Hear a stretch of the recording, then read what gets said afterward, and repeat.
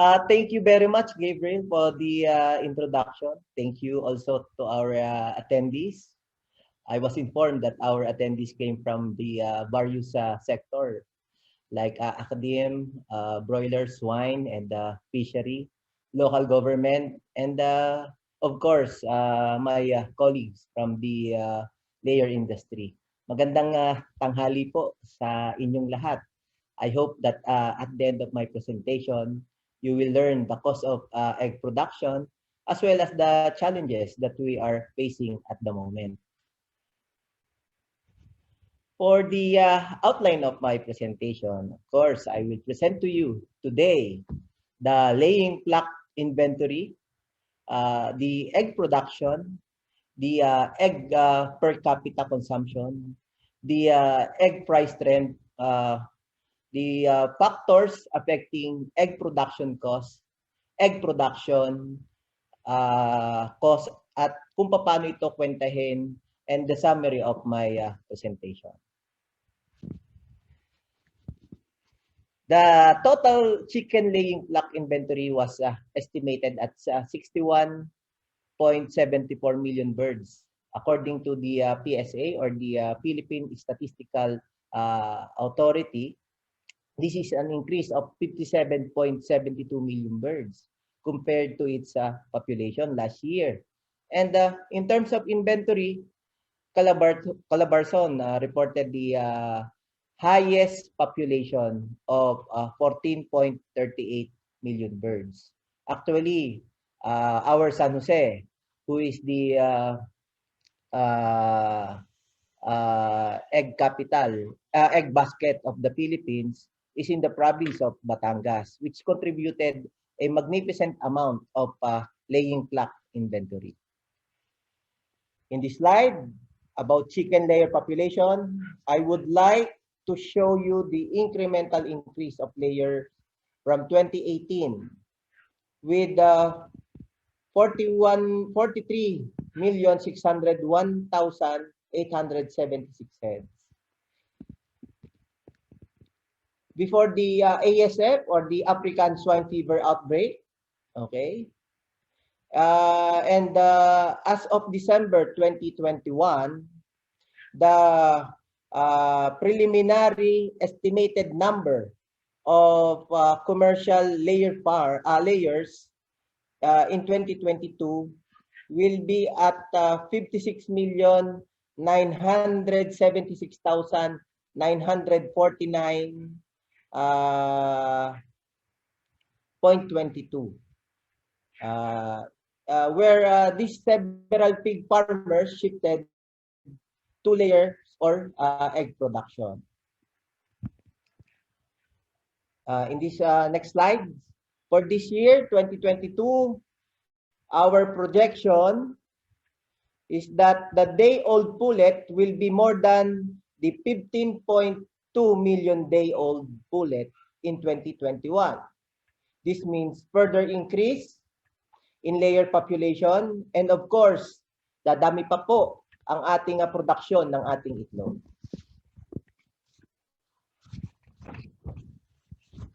Okay? Then,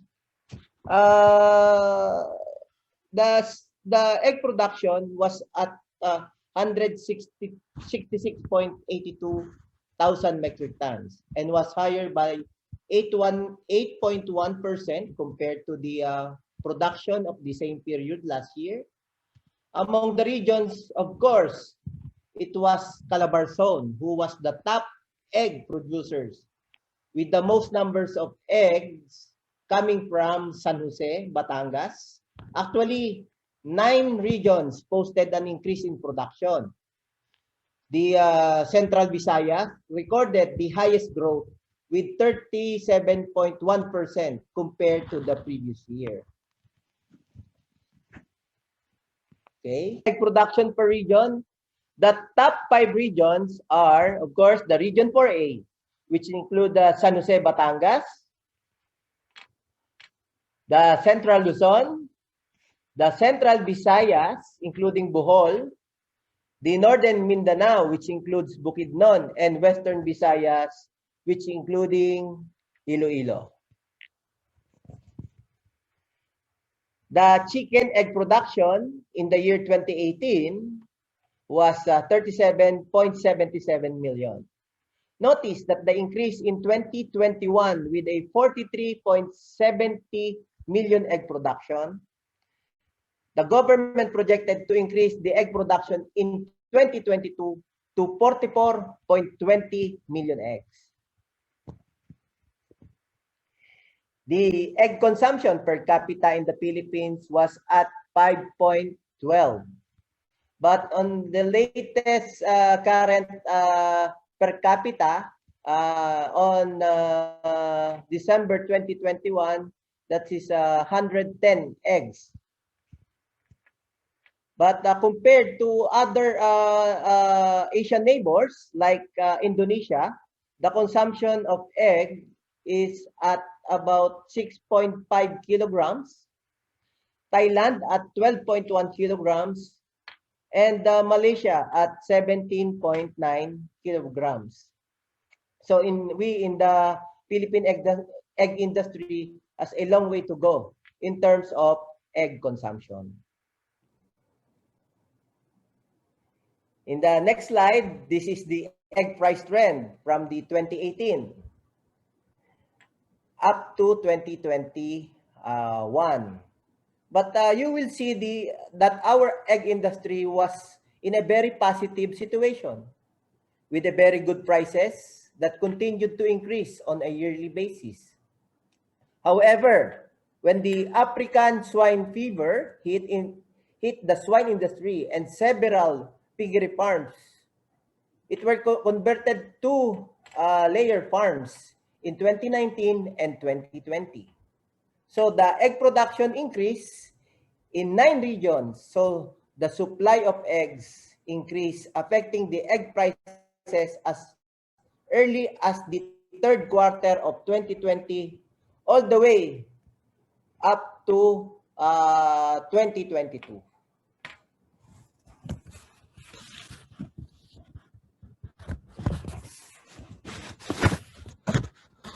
Okay. Then the egg production is a major source livelihood in San Jose, not only in San Jose, but in our industry. But due to the rising costs of raw materials and feed costs, the break-even performance is at 70% productivity. And we should target not less than 80% of layer productivity. In the next 2 to 3 slides, I will be discussing the factors affecting the egg production. I'm sure that not only in our layer industry, but also the swine and broiler industry suffered the consequence of a Russian, Ukrainian war. And the cost of raw materials and of course feed costs contribute a major pie in the egg production cost.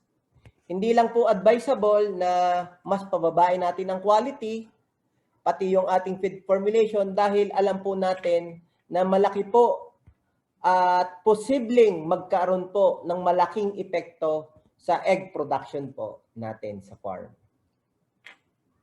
And the second factor affecting the egg production cost is the ready to lay, okay, the RTL.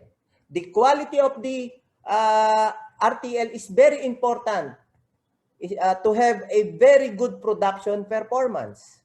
The egg quality will also affect the production cost if there are plenty of eggs with soft or broken shells.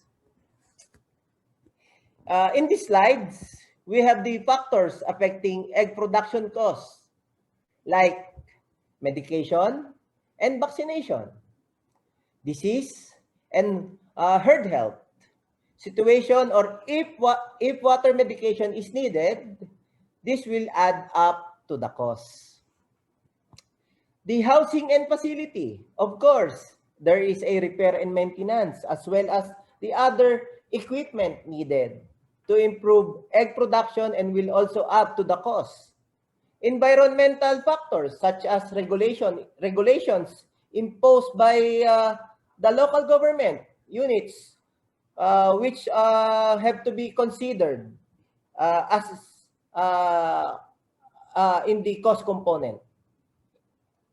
The next slide is about the management related costs, such as manpower or labor costs, including the livelihood costs of the workers. It is difficult to look for farm workers. So we have to provide additional benefits for the workers to stay in the farm. The biosecurity program. Also, the cost of fuel, electricity, water, and other administrative expense are major components too of the egg production costs.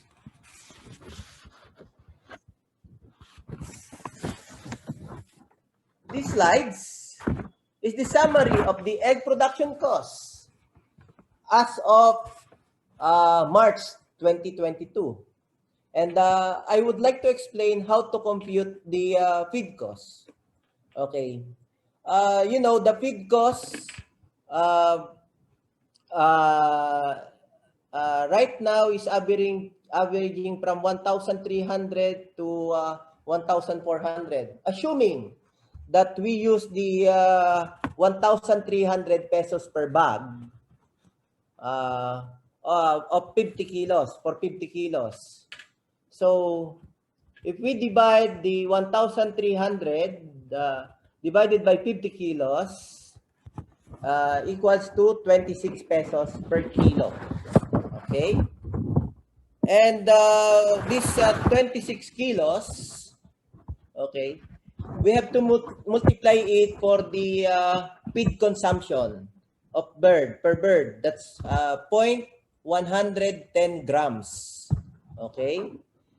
It will be 26 times 0.110 grams equals to 2.86 per bird. And that's 2.86. We will use the 80% production equals to 3.575. This will be the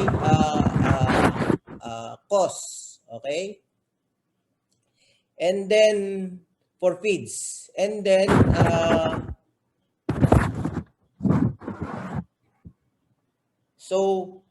how about the RTL? So we have to compute then the RTL, the ready to lay pullet at about 200 pesos per head, 260 pesos per head at the normal productivity of 90 weeks, okay?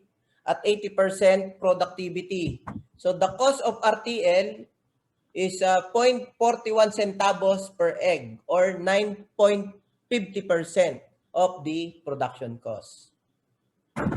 The medication and vaccination is about 12 centavos per egg, while the cost is 12 centavos per egg. It's 1.12% of the production cost. The housing, of course, we have to compute the housing costs. Okay, it's about an estimated of 0.12. Okay, for 15 years, we will use the housing and the equipment for 15 years. So it's 0.12 centavos. And then the management cost, which includes the labor costs, the benefits of the workers, electricity, water, and other related costs is 20 centavos per egg or 4.58% of the production cost. The total production cost is 4.33 pesos per egg. Okay? Versus the farm gate price at about 4.5 for 50 to 4.60 per egg. So we expected that the production cost of egg will increase further as we anticipate the rising cost of raw materials and fuel costs caused by the Russian and Ukraine war. In the next slide, regarding the summary of my presentation, okay, today the layer industry has surpassed the various challenges like high feed costs, disease, and importation of egg powder. We were able to survive in spite of these challenges, and egg prices were stable from year 2012 to 2019, especially on 2018 and 2019. But our egg industry suffered a setback when several pig farms owners shifted to layer and chicken egg production due to the outbreak of ASF or African swine fever, thus increasing the supply of eggs in the country. The current war, Ukraine and Russia, posted a major challenges to our industry. The logistic costs of bringing raw materials to our farms and feed mills. It is increased by 20% of, as of the moment and may increase further. We are also anticipating increase in price of wheat, which we source from the Ukraine. The retail price of egg is almost double the farm gate. The traders and retailers explain that their transportation costs have increased tremendously. So they have to increase the retail price of eggs. No matter how difficult it is, we should sell our own produce direct to the consumers. And the last slides. Thank you very much for listening. And I hope that you get to learn from the production cost of egg and the factors affecting it. Maraming salamat po at magandang hapon sa inyong lahat.